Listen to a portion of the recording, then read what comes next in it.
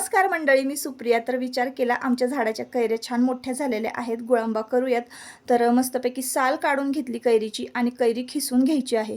तुम्हाला जर वर्षभर हा गुळांबा टिकवून ठेवायचा असेल तर अजिबात कैरी धुवू नका, स्वच्छ कापडाने पुसून घ्या, कैरीची साल काढून खिसून घ्या. वर्षभर जर गुळांबा टिकवायचा असेल तर तुम्ही तुपामध्ये परतताना, कैरीचा खिस परतताना 4 लवंगा आणि 2 दालचिनीचे तुकडे घाला आणि मग कैरी छान परतून घ्या. म्हणजे वर्षभर गुळांबा टिकून राहतो, बुरशी लागत नाही. आता हा गुळांबा मला लगेच संपवायचा होता ना, त्यामुळे मी काही मग लवंगा वगैरे घातल्या नाही, फक्त तुपामध्ये खीस परतवून घेतलेला आहे कैरीचा. तर 1 वाटी जर कैरीचा खीस असेल ना, तर 1 वाटी आपल्याला चेचलेला गुळ घ्यायचा आहे, बारीक खिसलेला. या प्रमाणामध्ये घ्यायचं मिश्रण. आता छान गुळ वितळला की चेक करायचं का एक तार पडते का. एक तार पडली की समजायचं आपला गुळांबा शिजलेला आहे. यापेक्षा जास्त शिजवू नका, नाहीतर मग गुळांबा कडक होईल.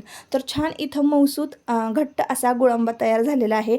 तुम्हाला जर टेस्ट वाढवायची असेल तर तुम्ही वेलची पूड वगैरे यामध्ये घालू शकता. लहान मुलांच्या आवडीचा गोल्डन असा गुळांबा मस्तपैकी तयार झालेला आहे.